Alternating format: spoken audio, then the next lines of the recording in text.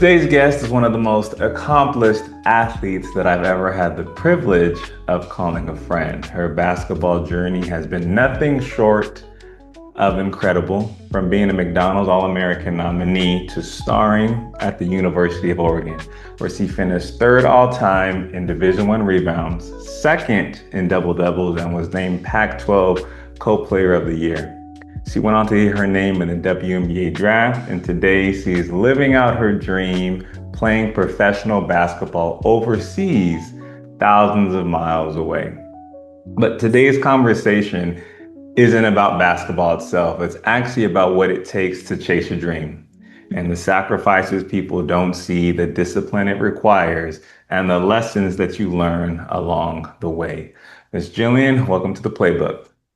Thank you. Happy to be here. Let's get this started. Awesome, awesome. So I always start with this one question before we jump into it. If you had to teach a class on cooking, dancing, or singing, which one would it be? Cooking for sure, without thought. I love to cook. Cooking is literally a love language for me. I love to cook. I love to cook for my family, my friends. So cooking class for sure. Very Yeah. nice. What would you make? Um, well, my go-to dish is like a good oven roasted salmon with Ooh. some rice and asparagus. I've like perfected that, I think, over the years. Like any of my friends and family can say that they can attest to that. So I would say that would be the meal. I think it would be a good, like easy starter meal for a class like that. And I just know how to do it so well. So that's what it would be. Yeah, that's true. You can never go wrong with some good salmon. How do you like your salmon cooked though? My salmon has to be cooked all the way through. It'd have to be flaky because Oh no. restaurants now. Restaurants now, Oh I no. never order salmon when I go to a restaurant because I Yeah. just know it's not going to be, and this might be like biased. I know it's not going to be as good as my salmon, so I don't really do that unless there's a flavor that I need to try. But restaurants tend to cook their salmon like not fully done. I feel like that's been like a trend that I've seen. I'm so serious that I've seen lately. So Yeah, I got my you. salmon needs to be cooked all the way through. Still like juicy, obviously, not like dry, but like cooked Hmm. all the way through. Edges flake up. That's the sign. Gotcha. Okay. All right. Mhm. Well, let's get into it. So before the journey, before the achievements, let's go back to high school for a second. When did you know, as you were going through high school, when did you know that basketball wasn't just a hobby for you? Good question. I think that would have to be my sophomore year of high school. I remember it so vividly.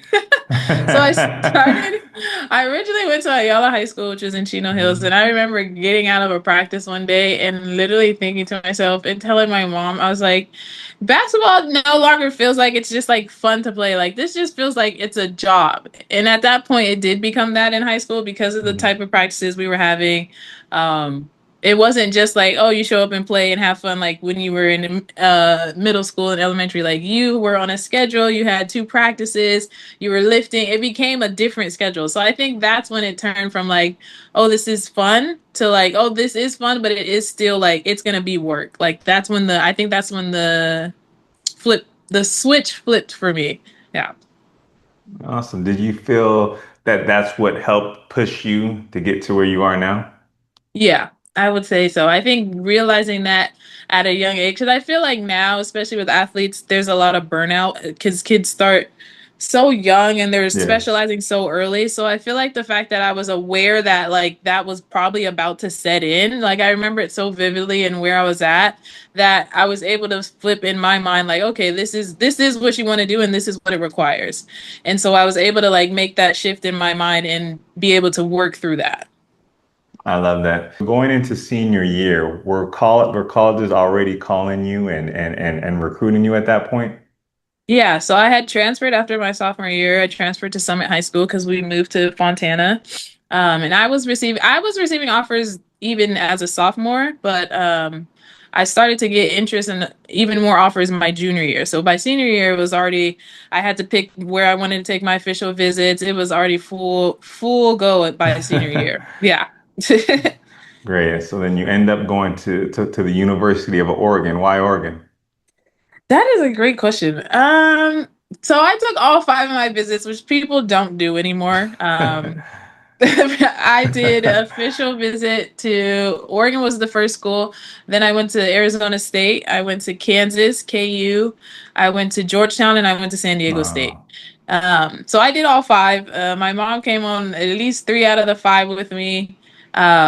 Actually four out of the five. So, and my family came to Arizona State because that was an easy drive for us. But um, Oregon, I chose Oregon because it just every time I went on a visit, because it was the first school and Oregon is Nike University, like Yeah. I just always compared it to the school that I went to. I'm like, oh, now it's between Oregon and Kansas. Oh, now it's between Oregon and like Mm. Oregon never left the conversation. Like I would go to the other schools and it's like Oregon was still that school that I was still on my mind. Mhm. Not just for what they offered to the athletes, but like what I wanted as a player. I wanted to help a program, be put on the map. I wanted to be the face of a program and just like help it build into something great, which it did end up becoming even greater, from where I started there. So yeah. Yeah, you definitely took it to new heights. Correct me if I'm wrong, you had 21 consecutive double doubles, right? Yeah, I believe it was 20. I believe it was 21. 21 or 23. It was one of those. But yes. Wow, that's Yeah. so as far as your college career, so you end up having an amazing college career, and then you end up getting drafted to the Phoenix Mercury. Tell me about that, how that felt for you. Um, I mean, it was an amazing feeling. It was everything I've ever dreamt of as a kid. It's something I've always wanted. I remember my coach, he put on a watch party for me and had it Uh, held it at his house and it was cool because I got to sit in like his recliner, like his chair was like the biggest chair in the living room and he gave it to me. And just like all of my teammates and the practice players, our coaches, they were there supporting me and it was really I'll never forget it and just like how it affected as well as my community after that. Like I wasn't thinking like anybody back home was watching, but like the text that I was getting from like the high school girls or the young girls like from where I was from was just like wow, like people were really watching. Like at the time like Snapchat was big, so like I was yeah. seeing people Snapchats, people maybe I haven't talked to since I left to go to college from high school Mm. or I kept in touch here and there and how proud everybody was. I think that was like kind of the biggest takeaway for me. It's like wow, like you really did something that not a lot of people get to do where I'm from. Yeah, no Mhm. doubt. Mhm. And that moment, everybody was behind you in that moment. As you mentioned, your community, the people you went to school with. Because again, when you see somebody either you used to know or you went to high school with, and they're up there getting drafted, that's something that doesn't happen every day. And I'm sure that everybody could feel like, like we got one, we were able to get one that made it to the WNBA, which is an amazing accomplishment. Absolutely, yeah. Then that, yeah, it was definitely life changing, and I was beyond happy. Like it was, I just remember waking up that day, knowing the draft was that day, and like all the work and everything you put in, like is for this moment. And even on draft day, excuse me, you're still unsure of like where you're gonna go, if your name will be called. But I was confident it was, and when it was like it was just a great moment for me. So you end up having your career with the Phoenix Mercury. Tell me about that. And then as you go through this process and then you end up going overseas, how was that situation for you? Honestly, there's a lot that people don't understand about women's basketball at the professional level. From the WNBA to overseas, like there's a lot of like unknowns until you actually go through it. So, yes, I was drafted by the Phoenix Mercury, and then I think within like that same week or like the next day or something like I was traded to Connecticut but then I was traded back to Phoenix, so that was funny. So I ended up I actually was coming out of my senior year hurt, so I missed like my rookie season. Hmm. So getting traded, I actually ended up going out to Connecticut. I took a visit there, like got to meet the team, and then like within the next couple of days was traded back to Phoenix. So it was just Wow. yeah.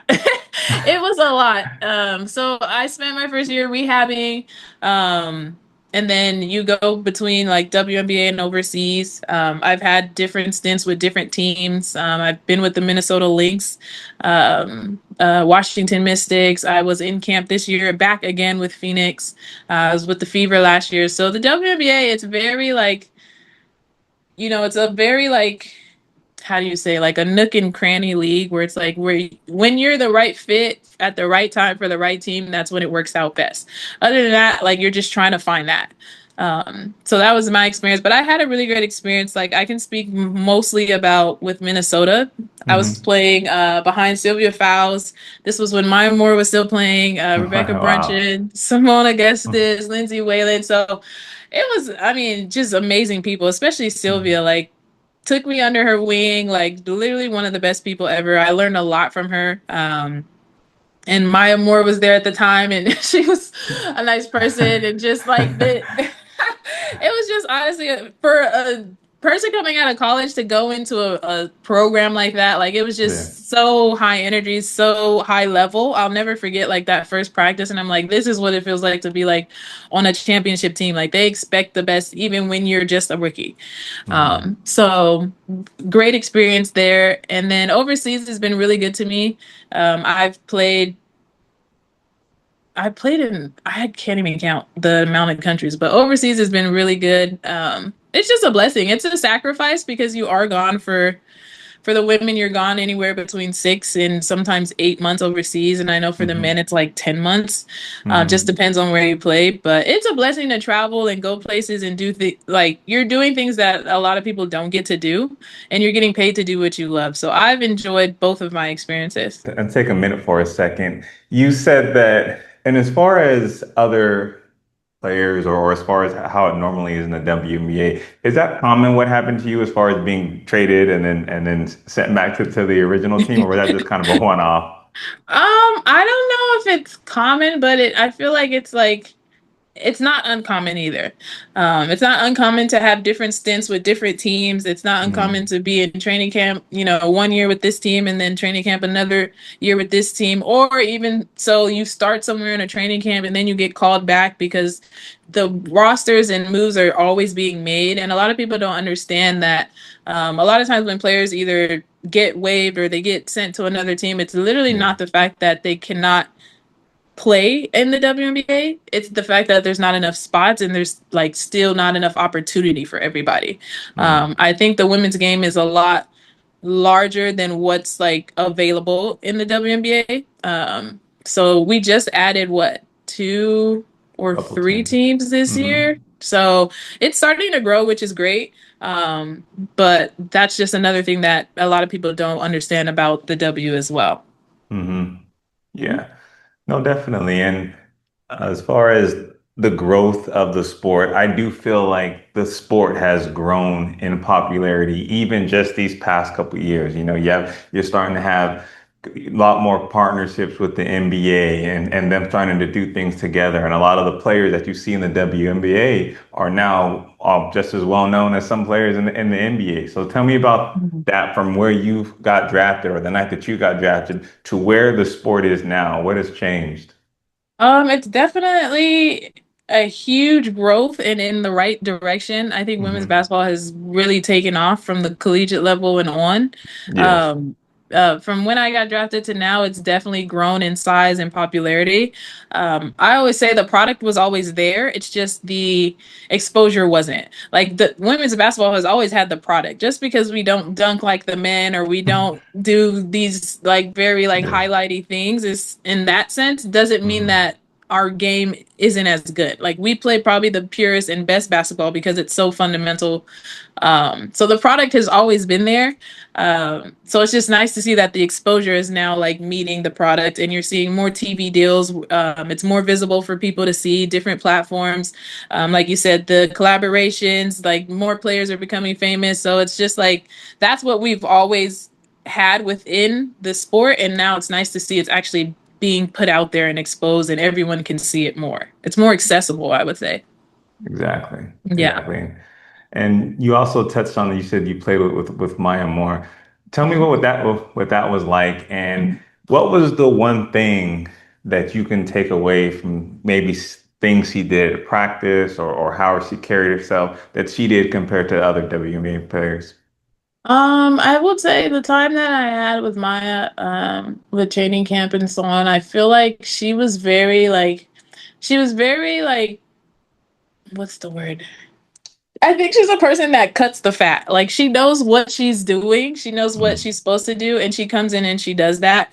It's not a lot of the extra stuff, not a lot of fluff. I feel like she kept to herself a lot. Like a nice person, but like she was very like focused. When she came into the gym, she'd go do her warm-ups. At the time we called it like your vitamins. Like you go and you had like 20 minutes with a coach who was working individually with you.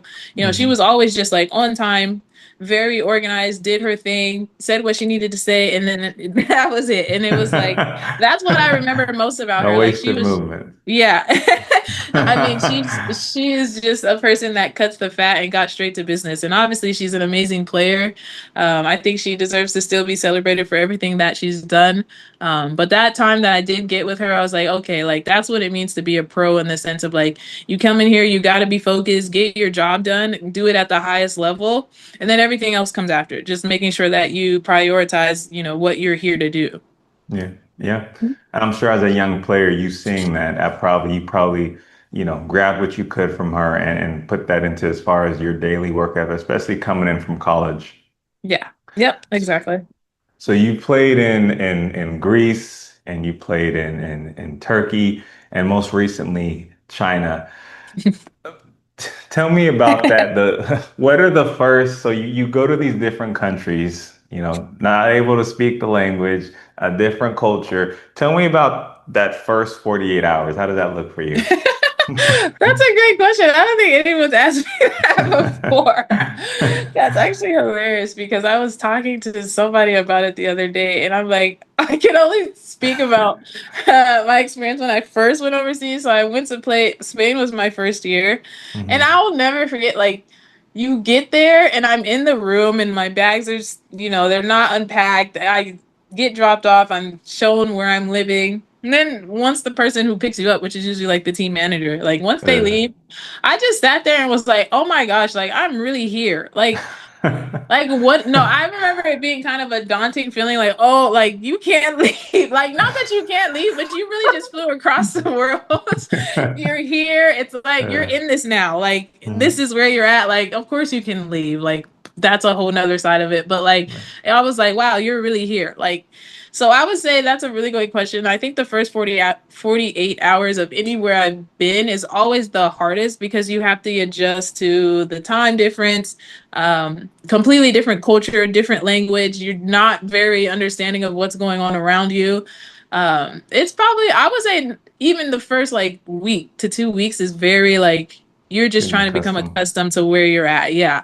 So the first 48 hours for me is just like, oh my gosh, like this is really happening. Like you're really here. You got on that flight. You're here. Like it's not like you can just like turn around or go down the street and your family's there and your friends. So Yeah. I would say it was very like I don't want to use the word nervous because it wasn't nervous like in a bad way, but it was just like Hmm. you've really taken yourself outside of your home and your comfort to come and play and do this career. And it's just like it really is like a mind blowing moment. Those first 48 hours. Yeah. And that says a lot Yeah. about you as a person and Hmm. your mentality to get up, pack your bags, fly thousands of miles Right. to go play the game that you love. Hmm. Even though you're in a completely different new space, it Yeah. shows about your toughness, your mentality, and the desire that you have to make to make the dream that you had come true to continue playing. Right. So you Yeah. miss birthdays, you miss holidays, you miss all these different things while you're playing overseas. What's the one moment that you felt like, wow, like this is really, I really did this. And does that feeling ever get easier as you continue to go play overseas? Yeah, I would say it definitely gets easier as you go to play. I would say for me personally, I know everyone's different, but it never gets easier when I have to leave like my family and my friends. Like that's Hmm. always very difficult for me. to this day, my mom and my family still drops me off at the airport, my mom and my sister. Of And it's like course. the last little moments that I get to like be with them. And Mhm. to this day, I still cry. And I can say that out loud because it's always very hard for me. I'm a very sensitive person, but um I think once you get out there and you get to meet people, the good thing about going over there is that like you're going into a team. So there's already these group of people who are just like waiting for you and you get to know them and you have people by your side. There's other Americans on the team, so that helps Mhm. significantly depending on where you play. So I think the moment that it kind of just becomes like you're really doing this, I would say is probably one, the moment you land because it's the reality has hit you. And Yeah. then for me, I would say probably by the first game, I'm like, okay, like I can do this. Like I'm okay. Like you've gone through some practices, you're getting your footing a little bit more. I would say by the first game, I feel a little bit more comfortable and I'm like, okay, like I can do this. And then for sure after like the first month, I'm like, okay, like once you get your routine, it helps significantly.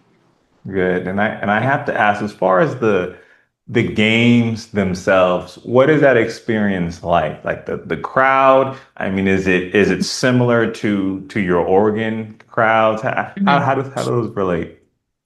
Yeah, I would say overseas women's basketball is like celebrated and loved more. In the countries that I Mm. played in, there's a bunch of fans. People really care about the sport over there. I obviously Mm. it's grown over the years here in the States, but I think they just respected a lot more overseas. I've played in all types of places. You listed some, but like even when I played in Russia, when I played in China, China has to be probably one of the best fan experiences I've had because I mean, the arenas are sold out. Like they come and they know who you are. They've got pictures of you on like posters. They want your Wow. signature. They bring you gifts. Like I think China has to be one of the best fan experiences that I've had. It's in terms of like the amount of people that come to the game, but also how invested they are into the sport. Like even Mhm. after games, I remember coming back to the hotel, like fans are waiting in the hotel just to take pictures or to get you to sign something. And it's like they really like love and care about, women's basketball here. So yeah. I'm sure it's almost like a surreal. I mean, I would imagine when you played at Oregon, it was similar, but to have that feeling to go to another country and then all these people who don't speak the same language as you and they're looking up to you, have posters and know your name. I'm sure it's an amazing experience. And does it ever get old for you? No, not at all. It really doesn't. I love it because it just reminds you of why you do what you do. Like when you're playing your sport, you also are inspiring and like encouraging other people. I always believe That's that, true. what you do or the gift God has given you is not just for you. It's for someone else and it's to serve other people. So I think you see that in real time when you see the fans and the little kids who literally don't speak your language, but they've drawn. I remember playing in Poland, this little girl drew a whole picture of me. Like she speaks Polish, she doesn't know that much English, but Yeah. she recognized me enough or I inspired her enough that, she felt led to do that. And I think that's like the beautiful thing about it. And I feel like you said, you see the gift God gave you in real time where it inspires and it's being given to other people. That's well said, and you're right. You don't know what type of impact you're having on other people as you go and you continue to pursue your dreams. Other people are looking up to you and seeing that you're doing this and you're doing that, you're playing and you're scoring and you're almost like a hero to certain Yeah. and you laugh, but that's kind of how it is. They're drawing Mhm. photos. It's kind of like when you think about a little kid draw photos of Batman, Superman, they're looking up to you as you continue to play the sport that you love. Right. Yeah. As someone who helps people buy homes for a living, has any of these other places that you've been felt like home? Wow. That is a great question.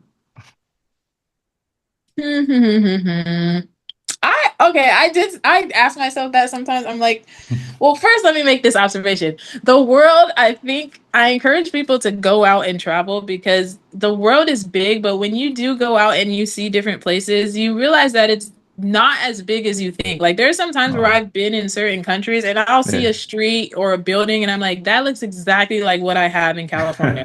Or that looks exactly Yeah. like this. And it's almost crazy because it's like, how are you like in Europe or you're in China? And it's like, it reminds you of something at home. So I feel like that is something I encourage people to do is like go and travel. It seems big, but when you really get out there, like for me, it's like the people are the same. Like the teenagers in China are the same teenagers we have here in California. The boys, they want to play games all day. They're on their phone. The kids go in Mhm. groups to the mall the same way we do here. And it's like, that's a completely different culture. And they're literally doing the same thing we're doing.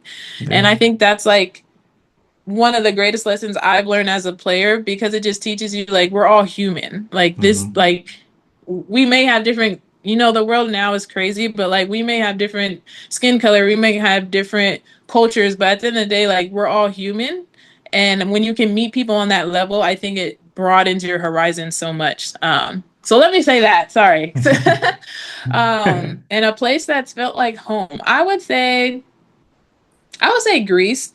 Greece was like I really enjoyed Greece. Greece had a very good like life. Like in basketball and outside of basketball, there was always something to do. Lots of coffee shops, malls, things to do. Like it was I think Greece was like a mini California, I'm not gonna lie. Like like Okay.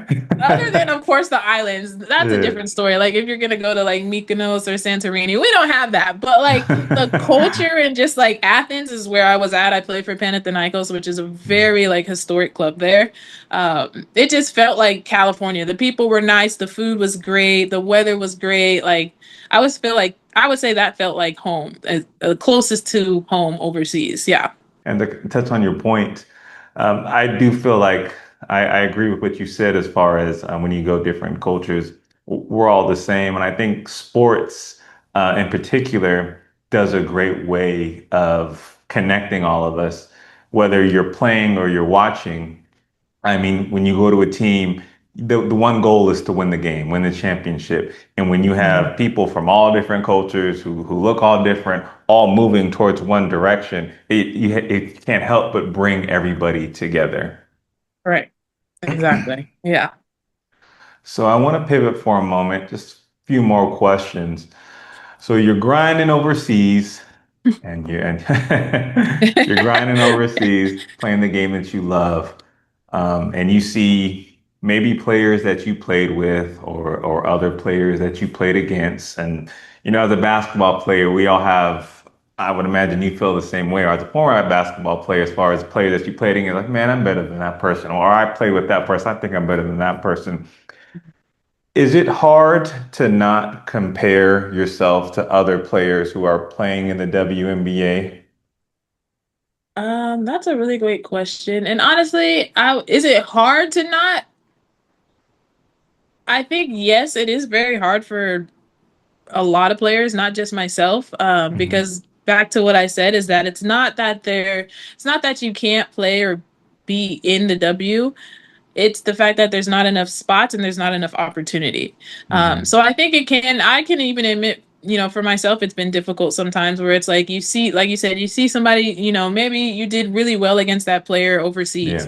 Yeah. You went head to head with them. You had a really great stat line. You showed what you can do, but then they get a certain opportunity that you didn't get. And that can be frustrating, not ever in a sense of jealousy, because I'm not a jealous person, but more in the sense of like,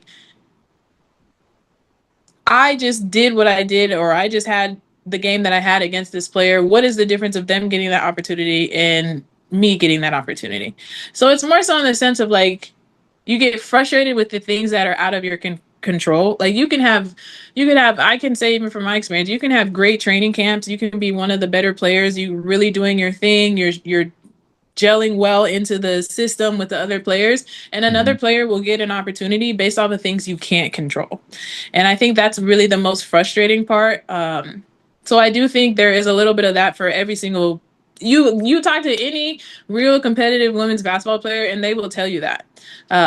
So yes, there is that, but like I said, it's never in the form of jealousy, but in the sense of like, dang, like that's a great opportunity that I feel like, I could have gotten, or hey, I did this against this player. Why does this player get it and I don't? And a lot of times, like another thing people don't know about the W is like certain players, and I'm sure it happens in the NBA and other leagues, certain players will be kept for reasons you literally can't control. It could be an Hmm. ethnicity thing. It can be the fact that this person might be a European player and you're not. And it's just like, you can't even control those things, even if you Yeah. may be showing up as the better player. It might be the fact that this person's 1 inch or 2 inches taller than you, and the team really needs a player that's about 6'9", and you're only about 6'3" or 6'4". So Yeah. it's a lot of those things that come into play. So it can be very frustrating.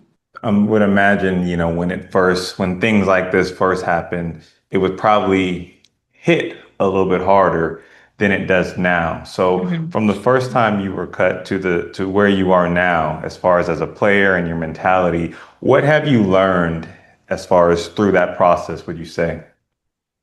Good question. Um, I've learned that things like that, like if you are traded or if you're waived or if you've got this stint here and stint there, that they don't define your success as a player. I think the biggest thing that I take away from my experiences so far is that what defines what you've done in your career is based off of how you see success. Like what is successful for you? Is successful for you going and just making as much money as possible and basketball is just your vehicle to do that? Okay, then you had a successful career. If success is winning a championship, whether that's in the WNBA or overseas, okay, then you've gotten to where you want to be. So I think the definition of success has to be defined individually by the player. And I think it would make a lot of those things that are out of your control, such as, like you said, if you get waived or if you get traded, it would make those things a little less difficult to deal with because you know what your definition of success is. So I would say that's what I've learned.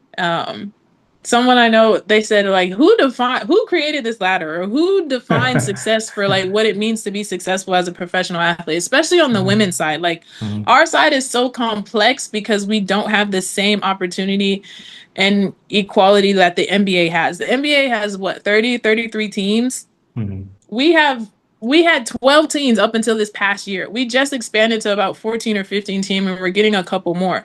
12 teams, 12 spots. So you're telling me Yeah. 144 players out of all of the women's basketball players get a spot. And a lot of those teams don't even keep 12. Sometimes they keep Yeah. 11 or 10 based on salary. So you're Mhm. roughly between 135, 144 players only get this opportunity.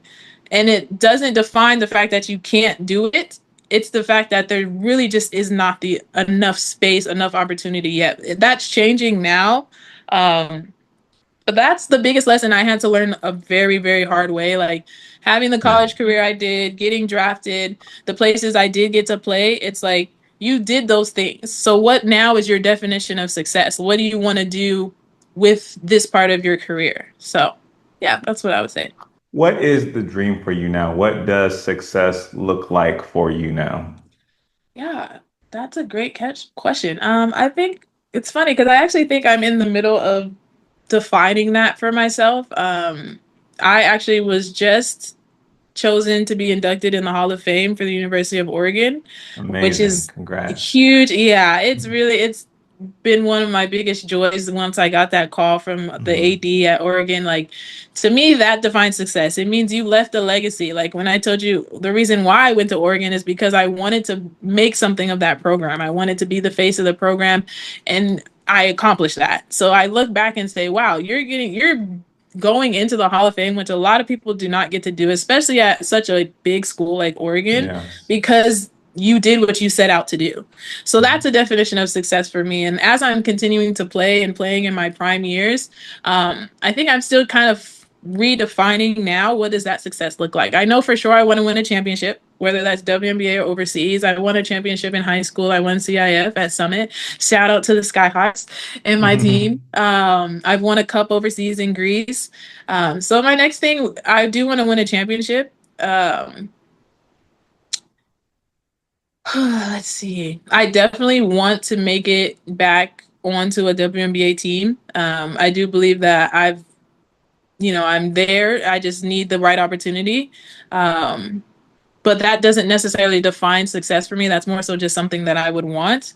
So like I said, I think I'm just like still fine tuning what that looks like now. It's always going to change as we go through our different phases of life. What success looked like to you 10 years ago was, Correct. getting to college, Mhm. being the number one, being a great college player, being a great high school player. Now your goals, your dreams, everything's gonna look so much different. However many years down the line, success is gonna look different for you in 10 years than it does right now. So it's a Right. never-ending journey, and it's always evolving and always adapting as we continue to grow as Yes. well.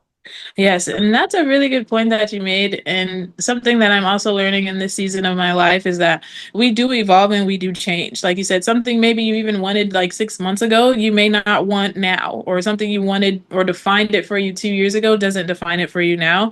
So I just tell myself to remain open to whatever that looks like. Like I can honestly say like I'm excited about the things that are outside of basketball right now. So like I know you're a mortgage lender, you're in that space. So like investing is big for me right now. Like I'm excited about okay, I've earned a good amount of money. What can I do to invest? And I'm really interested in learning about all the different opportunities and investment. And that also defines success for me because I get to set up another piece of legacy for my family, whether that's I want to own a coffee shop. That's like one of my goals in life. So Nice. even something like that defines success. It's like you got to play basketball and you're still playing at a very high at the highest level you can play. You're Yeah. still doing really well. So now what can that translate into? So that's another piece of success that I'm trying to add and like maneuver into my grand picture of success. That's a part of my career as well. I love that. And yeah, as a basketball player, when it's our whole identity to be a basketball player, sometimes it's hard to branch off and figure what else that we want to do as we go through life. But it seems like you have an idea and a direction of where your calling is after you're done playing basketball. Yeah. One more question. What's the biggest lesson that you've ever learned in your life? Oh my God. Oh my gosh, that's a crazy question. What is the biggest lesson? Okay, let me ask you what's the biggest lesson you learned in your life to give myself some time to think. I don't want to hear your answer. The That's tough. biggest the biggest lesson I've learned in my life is like our life is what we make of it.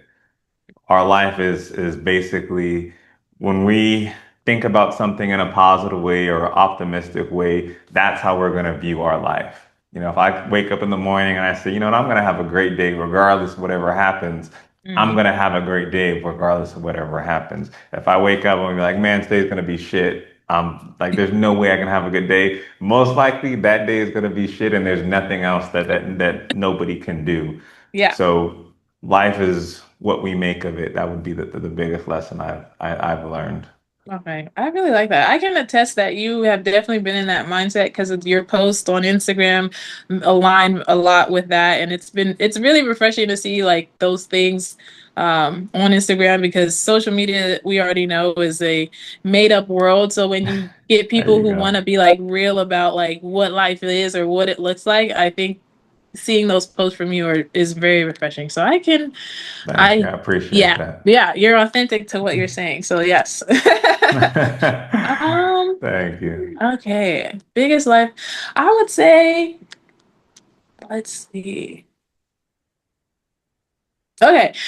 The biggest life lesson I've learned, and I'm going to try to say it without getting emotional because it is still very fresh, but I think the biggest lesson I've learned is that it's very important to love on your people and love on people around you. Oh, I knew I was going to get emotional. Cut. Hold You're on. good. You're fine. Give me 1 second. Sorry. Oh, Lordy. Okay. Okay. Okay. Okay. Make sure my eyes don't look watery. Okay. Let me grab this napkin real fast.